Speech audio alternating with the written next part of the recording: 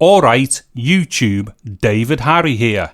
So, to put your Amazon Fire HD 10 tablet into developer mode, the first thing you're going to have to do is go to the home screen, then scroll down to settings, select settings, then from the settings menu, scroll down to the bottom, and what we will see here is device options. Now tap on device options, and then close to the bottom it's going to say about Fire tablet, so tap on that. Now here we have got serial number, so we need to tap on that 7 times. 1, 2, 3, 4, 5, 6, 7. Okay, we are now in developer mode. So what I'm going to do here is to go right back to my desktop again, or to the home screen.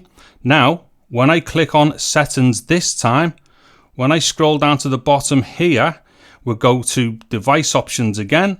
And then at the bottom of device options, we now have developer options. So switch developer options there, and then we have the option to switch it on here. So let's switch it on there.